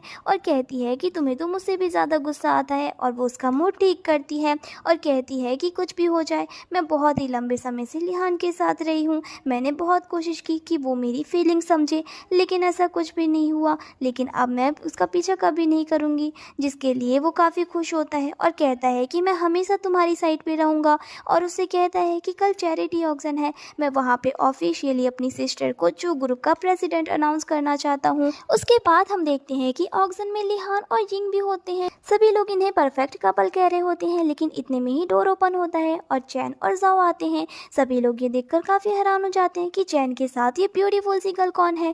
लिहान तो काफ़ी ज़्यादा जेलस हो रहा होता है। चैन आकर इंट्रोड्यूस कराता है कि ये लड़की अब से चू ग्रुप की प्रेसिडेंट है। सब लोग गॉसिप करने लगते हैं कि इसे प्रेसिडेंट क्यों बनाया गया है। सी आगे बढ़ती है और उसे ह्यूमिलेट करने लगती है कि तुमने चैन के ऊपर कौन सा जादू किया है कि उसने तुम्हें चू ग्रुप का प्रेसिडेंट बना दिया। और वो उसे वार्न करता है कि कोई भी क्वेश्चन ना करे। यिंग लिहान को बहकाने लग जाती है कि देखा तुमने, इसने पता नहीं चैन पर कौन सा जादू किया है कि उसने उसे प्रेसिडेंट ही बना दिया। ये लड़की बहुत ही चालाक है, अच्छा हुआ तुम्हारी जान छूट गई। लेकिन लिहान उससे कहता है क्या चू ग्रुप की प्रेसिडेंट बनना तुम्हारे लिए इतना ईजी था। और फिर वो उससे कहने लगता है कि क्या तुम्हें पता है प्रेसिडेंट के लिए कितना ओवरवर्क करना होता है। वो उससे कहती है कि तुम फिक्र मत करो, तुम्हारी सेक्रेटरी रहकर मुझे हार्ड वर्क की बहुत अच्छे से आदत हो गई है। और वो चैन को कहने लगता है कि तुमने इसे प्रेसिडेंट बनाकर अच्छा नहीं किया। और वो चैन को कहने लगता है कि तुमने अपने काम का बोझ उस पर डाल दिया है। वो उससे कहता है कि तुम्हें चिंता करने की जरूरत नहीं है। और जाओ उससे कहने लग जाती है कि तुम्हें मेरे लिए वरी होने की ज़रूरत नहीं है। चैन उससे कहता है कि तुम एक सेल्फिश पर्सन हो, इसीलिए तुम्हें जाओ ने छोड़ दिया। लिहान को काफ़ी गुस्सा आता है। वो आगे बढ़कर कहता है कि तुम्हें मैं अच्छे से जानता हूँ, तुम भी जाओ का यूज़ करोगे और उसे छोड़ दोगे। और जाओ को कहने लगता है कि अभी भी वक्त है, तुम चैन के साथ मत रहो। चैन उससे कहता है कि तुम इसके साथ वरी क्यों हो रहे हो, तुम्हारी तो अपनी फियांसे है ना, तुम उसके पास जाओ। और फिर वो जाओ से कहता है कि मुझे अपने काफ़ी पार्टनरों से तुम्हें मिलवाना है, हम यहाँ पर टाइम वेस्ट नहीं करते हैं, और उसे लेकर आगे बढ़ जाता है। लिहान काफ़ी जेलिस हो रहा होता है। फिर यिन फिर से उसे बहका रही होती है। वो कह रही होती है कि इसने चैन को सेड्यूस किया, इसीलिए उसने उसे प्रेसिडेंट बना दिया। वो उसकी बातों को सुन के आगे बढ़ जाता है, लेकिन वो दोनों परेशान होते हैं। अब यहाँ पर एक आइटम होता है जो यिन लेना चाह रही होती है, तो ये लोग चाह रहे होते हैं कि वो गेंडपा को वो गिफ्ट देंगे, और साथ में वो जाओ को भी सुनाने लगते हैं कि तुम ये सब कुछ अफोर्ड नहीं कर सकोगी। जाओ से कहने लगती है एक्चुअली में तुम तो इस ऑक्शन के लिए क्वालिफाइड भी नहीं थी, और मुझे अच्छे से पता है कि यहाँ पर जो भी तुम बाई करने आए हो उसकी अमाउंट यहाँ पर लिहान से ही लोगी, और तो तुम्हें यहाँ पर सॉल्व करने की ज़रूरत नहीं है। अब यहाँ पर ऑक्शन होता है जो चैन उससे कहता है कि तुम्हें जो लेना है तुम ले लेना, और उसे काट देता है। और वो लोग उसे देख रहे होते हैं और काफ़ी ज़्यादा जेलिस हो रहे होते हैं। और उसके बाद वो बिडिंग होती है। यहाँ पर यिंग जो बिडिंग लगाती है जाओ से हाई प्राइस लगाने लगती है, जिससे यिंग काफ़ी इरिटेट होती है, और फाइनली बहुत ही हाई प्राइस की बिडिंग करके जाओ स्टोन को ले लेती है, यानी कि 100 मिलियन की।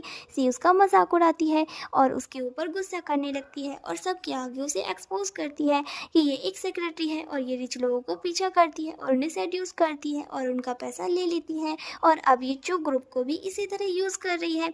जाओ को गुस्सा आता है और वो कहती है कि ये मेरा अपना पर्सनल कार्ड है, और उसे फेंकती है और कहती है कि मैं जो चाहूँ वो हर चीज़ ले सकती हूँ। जाओ को इस तरह एरोगेंट और कॉन्फिडेंट देखकर लिहान काफ़ी शॉक्ड होता है और उससे कहता है कि तुम पहले तो ऐसी नहीं थी, क्या चैन की वजह से तुम्हारे अंदर इतना कॉन्फिडेंट मिला है? तो वो उससे कहती है कि तुम गलत समझ रहे हो, एक्चुअली में मैंने सीख लिया है कि मुझे किसी पे भी रिलाई नहीं करना है। मैं 5 ईयर्स तक तुम्हारे साथ ही थी, लेकिन तुम मुझे कॉन्फिडेंट तक नहीं दे सके, और कोई भी यहाँ पर उससे ज़्यादा हायर प्राइस नहीं लगाता, तो वो उसका हो जाता है। फिर जाओ और चैन उठकर वहाँ से चले जाते हैं। लिहान उसका पीछा करता है और जाओ से कहता है कि तुम ये सब कुछ क्यों कर रही हो, क्या तुम मुझे नीचा दिखाने के लिए कर रही हो? वो कहती है कि मैंने तुम्हें पहले भी कहा है कि मेरा तुमसे कोई लेना देना नहीं है। वो उससे कहता है कि तुम हमारे रिलेशनशिप को इतनी जल्दी कैसे गिव अप कर सकती हो? वो कहती है कि लगता है तुम भूल रहे हो, ये सब कुछ पहले तुमने किया था, क्योंकि तुम्हारी यिंग से एंगेजमेंट हुई है और उस दिन तुमने मुझे लुई के हवाले किया। मैं समझ गई कि मेरी तुम्हारे आगे कोई औकात नहीं है। वो उससे कहता है मैं बस तुम्हें क्लैरिफाई करना चाहता हूँ कि यिंग को मैं पसंद नहीं करता हूँ, गेंडपा की वजह से मुझे उससे रिलेशन करना पड़ रहा है। तुम्हें पास्ट को नहीं भूलना चाहिए, हम दोनों कंटिन्यू कर सकते हैं। वो हंसने लगती है और कहती है कि तुम्हारे लिए बहुत ही ईजी होगा, लेकिन तुम्हारी फियांसे है, और मैं मानती हूँ कि अगर गेंडपा की वजह से तुम उसके साथ हो, अगर मैं वापस आ रही हूँ तो क्या तुम मुझे वो स्टेटस दोगे? क्या तुम मुझसे शादी करोगे? वो कुछ सोचने लगता है तो वो कहती है कि मुझे मेरा जवाब मिल चुका है, मैं सारी जिंदगी तुम्हारी पर्सनल सेक्रेटरी बनकर नहीं रह सकती हूँ। तुम मुझे लेकर बहुत ही प्रोसेसिव हो, लेकिन मैं बहुत थक चुकी हूँ। और वो जाने लगती है, लेकिन तभी यहाँ पर वो उसे रोकता है और वो कहती है कि मेरा पीछा करना बंद कर दो, अगर तुम मुझसे प्यार करते तो मुझे ज़रूर अपनाते। वो उससे कहता है कि कुछ बातें हैं, मैं तुम्हें एक्सप्लेनेशन देना चाहता हूँ। हमारे बीच 5 साल से जो कुछ भी था वो सब कुछ रियल था, तुम इस बारे में जानती हो। वो कहती है कि अच्छा, तो तुम चाहते हो कि मैं 5 साल जिस तरह तुम्हारे साथ रही हूँ वैसे ही अंडरग्राउंड लवर बनकर तुम्हारे साथ रहूँ, लेकिन ये मेरे लिए पॉसिबल नहीं है। साथ ही यिंग आ जाती है और उसके पीछे जाने से उसे रोक देती है और कहती है कि अब तो तुम्हें पता चल गया ना कि वो तुम्हारे साथ नहीं रहना चाहती, क्योंकि उसे मिस्टर चैन मिल चुके हैं। वो उससे कहता है लगता है तुम भूल रही हो, मैं तुमसे प्यार नहीं करता और तुम मेरा एडवांटेज नहीं ले सकती हो, ये सिर्फ बिजनेस की वजह से है। और गेंडपा के बारे में तो तुम जानती हो, तुम्हें मैंने पहले ही बताया है कि तुम्हें अपना प्रॉमिस याद रखना है, सिर्फ गेंडपा के सामने एक अच्छी फियांसे बनने का एक्टिंग करना है, क्योंकि गेंडपा को कैंसर है और तुम भी ये जानती हो कि इसी वजह से मैं तुम्हें बर्दाश्त कर रहा हूँ। अगर उन्हें कैंसर ना होता तो मैं कब से तुमसे ब्रेकअप कर चुका होता, लेकिन बस तुम्हें 3 मंथ मेरे साथ कोऑपरेट करना है, उसके बाद मेरा और तुम्हारा रिश्ता आगे नहीं बढ़ेगा, मैं तुमसे शादी नहीं करूंगा।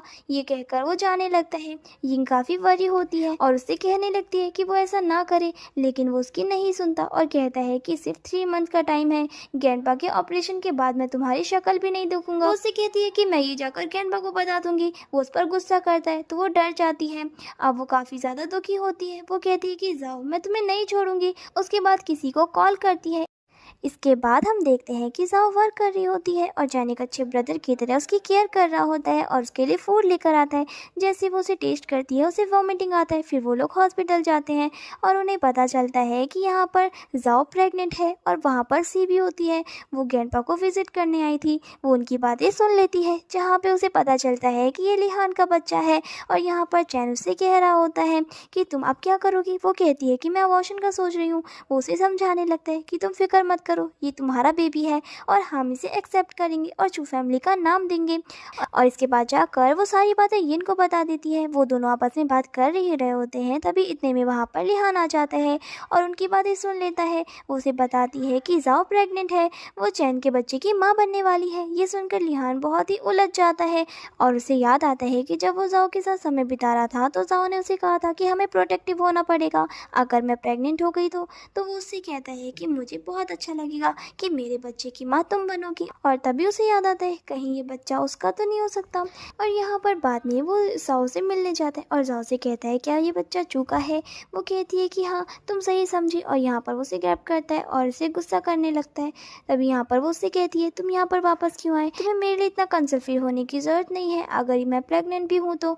वो उसे गुस्सा आ जाता है और कहता है कि लेकिन तुम तो चैन के साथ मंथ भी नहीं हुआ, तुम प्रेग्नेंट कैसे हो सकती हो। कहीं ऐसा तो नहीं कि मेरे साथ रहते हुए तुम चैन के साथ थी और मुझे धोखा दे रही थी। क्या पैसों की खातिर तुम कुछ भी कर सकती हो। और उसका फेस पकड़ता है। यहाँ पर वो उसे ज़ोर से थप्पड़ मारती है और कहने लगती है कि तुम इतने सेमलेस हो गए हो, मैंने सोचा नहीं था। इतने में ही वहाँ पर चैन आ जाता है और उसे थप्पड़ मारने लगता है और कहता है कि ये रिपोर्ट्स देखो, वो मंथ से पहले प्रेग्नेंट थी, ये तुम्हारा बच्चा है। यहाँ पर वो रिपोर्ट देखकर काफ़ी ज़्यादा इमोशनल हो जाता है और वो कहती है कि ये सिर्फ मेरा ही बच्चा है। और यहाँ पर चैन कहता है कि हम इस बच्चे को चू फैमिली का नाम देंगे, तुम्हें इसके लिए वरी होने की ज़रूरत नहीं है।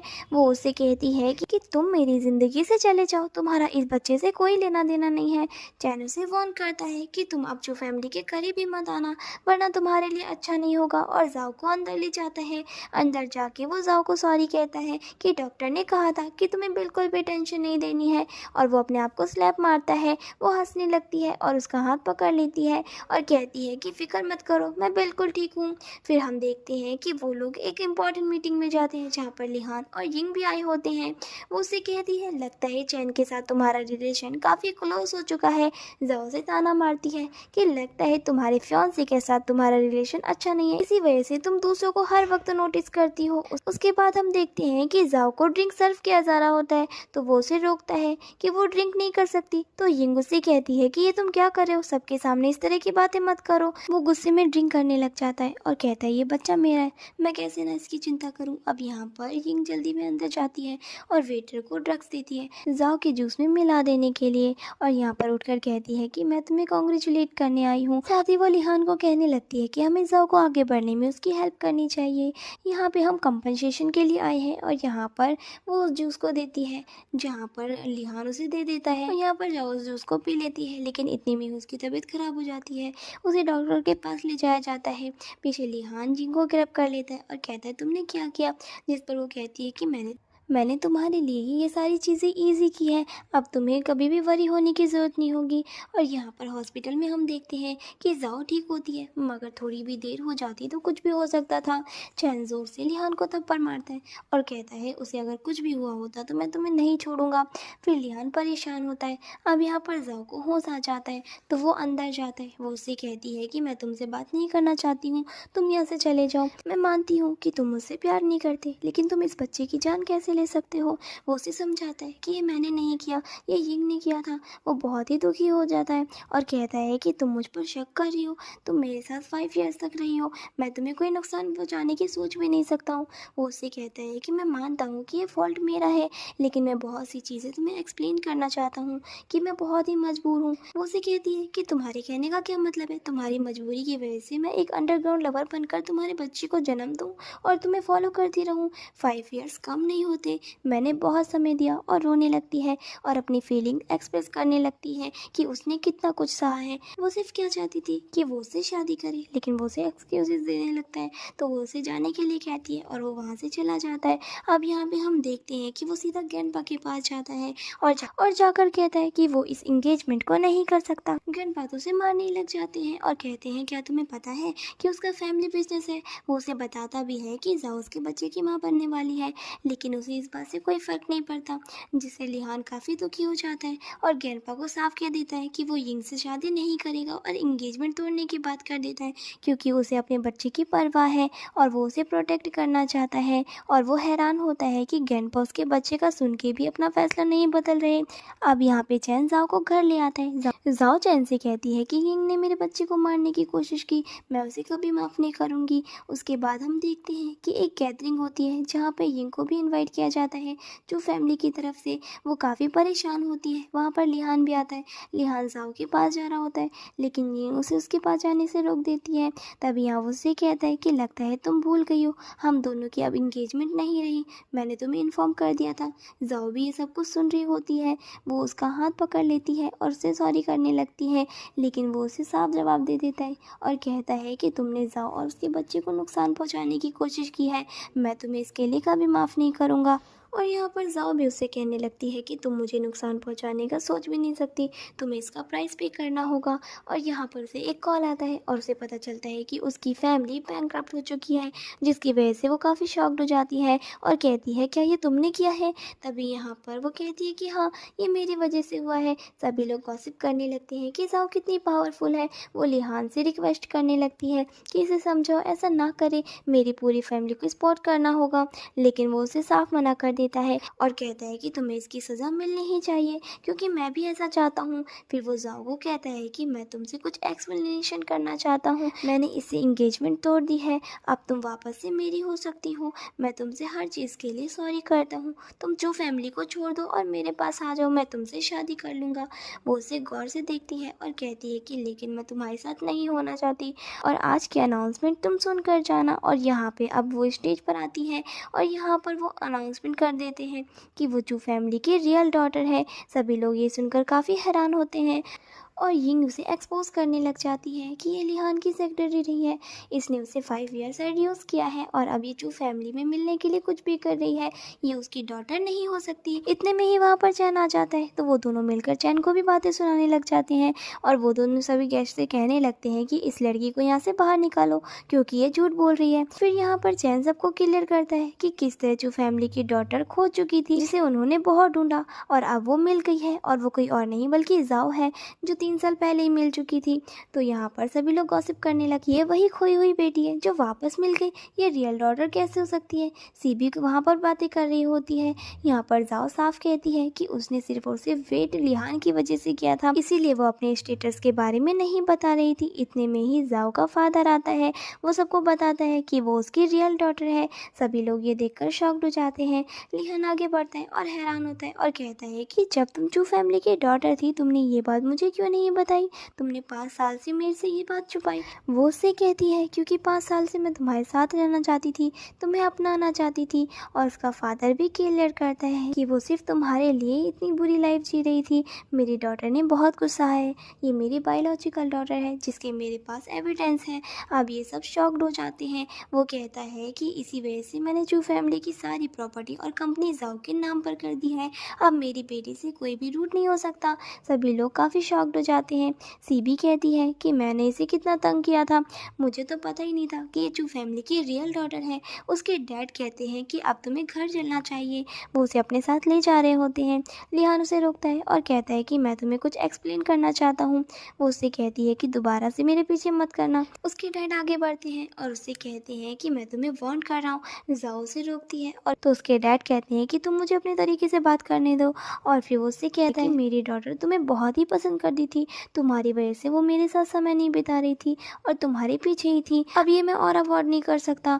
मेरी डॉटर मुझे बहुत मुश्किल से मिली है। मैं नहीं चाहता कि तुम्हारी वजह से वो दोबारा मुझे छोड़कर चली जाए। और यहाँ पर वो उससे कहता है कि मैं तुम्हें बस ये बताना चाहता हूँ कि जाओ, मैं तुमसे बहुत ही ज़्यादा प्यार करता हूँ, तुम मानो या ना मानो। सभी लोग ये सीन देख रहे होते हैं। वो कहता है कि मैं दोबारा अपनी डॉटर को तुम्हारी सेक्रेटरी नहीं बनाकर रख सकता और तुम जाओ का पीछा छोड़ दो, और वहाँ से उसे ले जाता है। यहाँ पर लियान काफ़ी ज़्यादा दुखी हो जाता है और कि वो चू फैमिली की डॉटर होने के बावजूद उसकी सेक्रेटरी बनकर रह रही थी और एक दिन भी उसने ये जताने की कोशिश नहीं की। और यहाँ पर वो काफ़ी डिस्टर्ब हो जाती है। तभी यहाँ पर हम देखते हैं कि लियान जाओ का वेट कर रहा होता है बाहर आने के लिए। वो जैसे ही बाहर आती है वो उसके पास जाता है और वो उससे कहता है कि मैं तुम्हें कुछ एक्सप्लेन करना चाहता हूँ। वो उससे कहती है कि मैं तुम्हारी कोई एक्सप्लेनेशन नहीं सुनना चाहती। तभी यहाँ पर वो आगे जाने लगती है, लेकिन इतने में ही लिहान देखता है कि कोई जाओ के पीछे उसे अटैक करने जा रहा है, तो वो जल्दी से उसे गले लगा लेता है और वो अटैक उस पर हो जाता है और उसके बाद वो बेहोश हो जाता है और जाओ बहुत ज़्यादा डर जाती है और उसे हॉस्पिटल लेकर जाती है और तभी उसे होश आ जाता है। और यहाँ पर वो डॉक्टर को बुलाने जाती है, लेकिन वो उसे हक कर लेता है और कहता है मैंने तुम्हें बहुत मिस किया। वो उसे कहती है कि तुम्हें ये रिस्क नहीं लेना चाहिए था। क्या तुम्हें पता है तुम्हारे हार्ट के पास ये नाइफ लगने वाली थी। वो उससे कहता है कि जब तुम पर अटैक हो रहा था तो मुझे कुछ सोचा ही नहीं, मैंने तुम्हें गले लगा लिया क्योंकि मैं तुम्हें खोना नहीं चाहता था। इतने में ही उसे कफ होने लगता है तो वो डॉक्टर को बुलाने लग जाती है। यहाँ पे चैन कहता है जाओ को कि हॉस्पिटल में काफ़ी खतरा है, जिसने तुम पर अटैक करने की कोशिश की है, तुम्हें आपसे जाना चाहिए। वो उससे कहती है कि उसने मेरी लाइफ बचाई है अपनी लाइफ को डेंजर में डाल के। मैं उसके साथ रहना चाहती हूँ जब तक कि वो रिकवर ना हो जाए, और फिक्र मत करो मैं दोबारा से वो मिस्टेक नहीं करूँगी। और उसके बाद वो रिकवर हो जाता है और यहाँ से वो जाने लगती है तो वो पीछे से उसे हक करता है और कहते हैं कि तुम्हें मेरे साथ रहना चाहिए क्योंकि अटैकर अभी भी बाहर घूम रहे हैं, तुम्हें खतरा है, मैं तुम्हें प्रोटेक्ट करूँगा। वो कहती है कि एक्चुअली तुम्हें मिसअंडरस्टैंडिंग हो गई है, मैं तुम्हारे साथ इसीलिए थी क्योंकि तुमने मेरी जान बचाई थी, इसीलिए मैं तुम्हें फेवर बैक कर रही थी। वो उससे कहता है कि तुम अच्छे से जानती हो और उसका हाथ अपने दिल पर रखता है और कहता है कि तुम मेरे साथ 5 साल तक रही हो, तुमने देखा होगा कि मैं कभी भी किसी और से अट्रैक्ट नहीं हुआ, मैंने हमेशा तुम्हारे साथ समय बिताया है क्योंकि मैं तुमसे प्यार करता हूँ। इतने में ही वहाँ पर चैन आता है और कहता है कि तुम्हारी अडेप्टेड मदर की मेंटल कंडीशन काफ़ी ख़राब है, वो अपनी जान लेने की कोशिश कर रही है। वो जल्दी से टेरेस पर जाती है, देखती है कि उसकी मॉम खड़ी है। वो अपनी मॉम को आवाज़ देती है, उसकी मॉम तस्वीर देख रही होती है और कहती है कि तुम मिस्ट्रेस नहीं बन सकती, ऐसा नहीं हो सकता, मेरी डॉटर मिस्ट्रेस नहीं बन सकती। जाओ कहती है कि मॉम मैं यहाँ हूँ, ऐसा कुछ भी नहीं है। उसकी मॉम उसे देखती है और इमोशनल होकर उसे गले लगाती है, लेकिन फिर वो उसे दूर करती है और कहती है कि तुम मेरी डॉटर नहीं हो, मेरी डॉटर मर चुकी है। और उस पिक्चर को देखकर वो जंप कर देती है जहाँ पे जाओ भी बेहोश हो जाती है और उसे डॉक्टर के पास ले जाया जाता है। और इसके बाद हम यहाँ पर लिहान को देखते हैं। चैन उसे बता रहा होता है कि कोई नर्स के रूप में गया था उसकी मॉम के पास। उसकी मॉम की मेंटल कंडीशन ख़राब थी और शायद उसे प्रोवोक किया गया था कि जाओ अब मिस्ट्रेस बन चुकी है, जिसकी वजह से उसने ये सब कुछ किया। लिहान कहता है कि तुम जाकर पता लगाओ, मैं जाओ के पास रहूँगा। चैन देखता है कि वो उसके लिए काफ़ी वरी है और इम्प्रेस होकर वहाँ से चला जाता है। वो उसके पास ही रहता है। जाओ को यहाँ होश आता है। वो कहता है कि तुम थोड़ा पानी पियो। पानी पीने के बाद वो उससे कहती है कि मेरी बायोलॉजिकल मदर ना होती तो शायद मैं बचपन में ही मर चुकी होती। और वो उससे कहती है कि मेरी बायोलॉजिकल मदर की 3 साल पहले एक बेटी थी जो कि मर चुकी थी, उसका नाम जाओ था, तो उसने उसके नाम पर ही मेरा नाम रख दिया। जब उसने मुझे अकेला पाया तो वो मुझे अपने घर ले गई और अपनी बेटी की तरह मुझे रोज़ रखा और वो मुझे अपनी बेटी ही समझने लगी और उसकी मेंटल कंडीशन भी ख़राब होती रही थी। उसने मुझे अपना सब्स्टिट्यूट समझ लिया था। मैं उसके लिए बहुत ही ग्रेटफुल हूँ, चाहे वो मुझे सब्स्टिट्यूट समझ रही हो, लेकिन मुझे एक माँ का प्यार मिल रहा था। वो मेरा बहुत ही ख्याल रखती थी और उसने मुझे सिखाया कि एक ब्रेव गर्ल कैसी होती है और वो हार्ड वर्क कैसे करती है, क्योंकि वो बताती है कि मेरी मॉम की लाइफ बहुत ही दुखी थी। वो एक मिस्ट्रेस थी और उसके फादर ने उसे कभी एक्सेप्ट नहीं किया था और उसकी मॉम को मिस्ट्रेस के टैग से बहुत ही नफरत थी। इसीलिए वो मुझे हमेशा समझाती थी कि एक लड़की को अपनी सेल्फ रिस्पेक्ट कभी खोनी नहीं चाहिए। लेकिन फिर उनकी मेंटल कंडीशन ख़राब होती गई, वो रोने लगती है और कहती है इसीलिए मैं बहुत ही हार्ड वर्क कर रही थी कि मेरी मॉम ठीक रहे। लेकिन जब उसे पता चला कि मैं भी एक मिस्ट्रेस बन रही हूँ तो उसने अपनी जान ले ली, अब मैं उसे क्या जवाब दूँगी। और वो रोने लगती है और कहती है कि इसी वजह से एंगेजमेंट के बाद मैं तुम्हें छोड़ना चाहती थी। वो उसे जल्दी से गले लगा लेता है और कहता है कि ये मेरा फ़ॉल्ट है। उसके बाद वो लोग वहाँ पर ग्रेप पर जाते हैं जहाँ पर लिहान को वो कहती है कि मैं अपनी मॉम से अकेले में बात करना चाहती हूँ। वो लोग वहाँ से चले जाते हैं और वो बहुत ही रोती है। लेकिन इसके बाद हम देखते हैं कि यंग उस पर नज़र रखे हुए हैं और वो कहती है कि मैं तुम्हें इतनी जल्दी नहीं जीतने दूंगी। और उसके बाद वो उसे बेहोश करके ले जाती है। असिस्टेंट कहता है कि मिस ज़ाओ अभी तक वापस नहीं आई है, काफ़ी देर हो गई है। तभी वो लोग जाकर देखते हैं और वहाँ पर वो नहीं होती। वो समझ जाते हैं कि यिंग का ही काम होगा। उसके बाद हम देखते हैं ज़ाओ को, जो किडनैप किया होता है यिंग ने और उसे हैरिस कर रही होती है। वो कहती है कि आज मैं तुम्हें दिखाना चाहती हूँ कि लिहान तुमसे प्यार नहीं करता, तुम चाहे कुछ भी कर लो, मैं आज लिहान की सारी प्रॉपर्टी अपने नाम करवा लूँगी। मैं उसके सामने ये डील रखूँगी कि या वो तुम्हें बचा ले या अपनी प्रॉपर्टी मुझे दे दे, देखना वो तुम्हें मरने देगा। और उसके बाद यहाँ पर हम देखते हैं लिहान को, जो चू फैमिली के साथ मिलकर ज़ाओ को ढूंढ रहा होता है। चैन जोर से लिहान को पंच मारता है और कहता है मैंने अपनी सिस्टर तुम्हारे हवाले की थी, तुमने उसके साथ क्या किया। वो कहता है कि ये मेरा फॉल्ट है, तुम फिक्र मत करो, मैं उसे प्रोटेक्ट जरूर करूंगा। उसके बाद यिंग का उसे कॉल आता है। वो कहती है कि अगर तुम उसे बचाना चाहते हो तो जल्दी से यहाँ आ जाओ। और उसे साथ में ये भी कहती है कि तुम्हें प्रॉपर्टी के पेपर्स पर सिग्नेचर करने होंगे। वो उस बिल्डिंग में चला जाता है और वो उसे कॉल करता है जहाँ पर वो उससे कहती है कि प्रॉपर्टी के पेपर्स तुम्हारे पास हैं, उन्हें सिग्नेचर कर लो वरना मैं ज़ाओ को मार डालूंगी। इसके अलावा उसी ज़ाओ को लटकाया होता है। ज़ाओ चिल्ला रही होती है कि तुम्हें इसकी बात मानने की ज़रूरत नहीं है मेरे लिए। और वो हंसती है और कहती है कि वैसे भी वो सिग्नेचर नहीं करेगा। लेकिन उसके बाद हम देखते हैं कि लिहान उन पेपर में फ़ौरन सिग्नेचर करता है और फ़ोन करके उसे कहता है कि मैंने सिग्नेचर कर लिया है, ये पेपर्स किसको देना है। वो बहुत ही शॉक्ड होती है और कहती है कि झूठ मत बोलो। वो कहता है कि मैंने सिग्नेचर कर लिया है, बस मुझे बताओ ये पेपर्स किसको देना है, मैं उसे दे देता हूँ। तो वो कहती है कि छत पर आ जाओ और वो छत पर चला जाता है जहाँ पर यिंग होती है। वो उससे कहता है कि ये देखो मैंने पेपर्स पर साइन कर दिए हैं, तुम ये पेपर्स लो। और ज़ाओ कहाँ है, उसे छोड़ दो। उसे यकीन नहीं हो रहा होता और वो पेपर्स देखकर बहुत ही शॉक्ड हो जाती है। लेकिन फिर भी वो कहती है कि मैं हार नहीं मानूंगी, तुम एक लड़की की खातिर अपनी प्रॉपर्टी पर गिव अप कैसे कर सकते हो। तुम्हें अपनी गेंपा का भी ख्याल नहीं आया कि उनकी कंडीशन कैसी है, तुम्हें अपनी फैमिली प्रॉपर्टी पर गिव अप कर दिया एक लड़की की वजह से। वो कहता है कि हाँ, क्योंकि मैं ज़ाओ से प्यार करता हूँ और उसके लिए कुछ भी कर सकता हूँ। ये सारी बातें सुनकर ज़ाओ काफ़ी इमोशनल हो जाती है। वो कहती है कि तुम ऐसा मत करो। वो देख लेता है कि उसने तो ज़ाओ को लटकाया हुआ है। वो उससे कहती है कि मुझे यकीन नहीं हो रहा, तुम बचपन से मेरे साथ रहे हो और एक आम सी लड़की के प्यार में पड़ गए और यहाँ तक कि तुमने उसे चूज भी कर लिया और हर चीज़ पर गिव अप कर दिया। वो गुस्से में आ जाती है और कहती है लेकिन मैं तुम्हें जीतने नहीं दूंगी।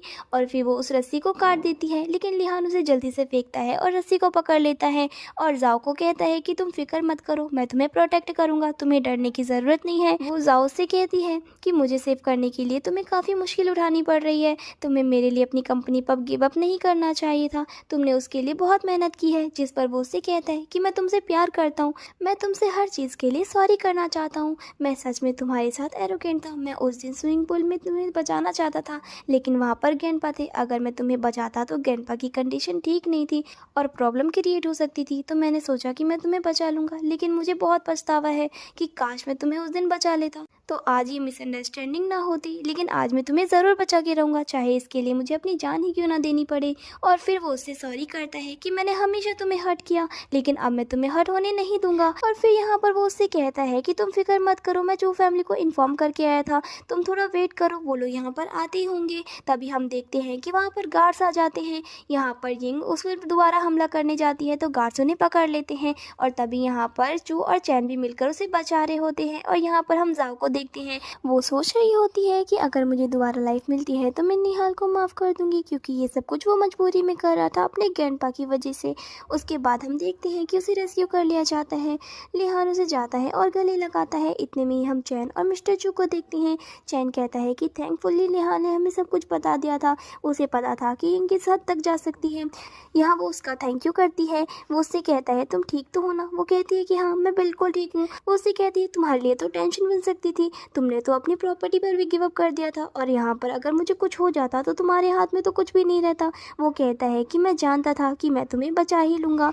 और यहाँ पर फिर वो मिस्टर चू को कहता है, एक्चुअली में अब मेरे पास कुछ भी नहीं है, मैं बिल्कुल खाली हाथ हूँ, लेकिन मैं तुमसे वादा करता हूँ तुम्हें वापस हासिल करने के लिए मैं फिर से हार्ड वर्क करूँगा। उसका डैड हंसने लग जाता है और हंस के कहता है कि मैं अपनी डॉटर को एक पुअर बॉय के हवाले नहीं करूँगा। वो हंस के डैड कहती है और जल्दी से लिहान को सबके सामने किस करती है और वो उसे कहती है कि मुझे इस बात से फ़र्क नहीं पड़ता और उसे गले लगा लेती है। वो उसे कैरी करके अपने साथ ले जा रहा होता है।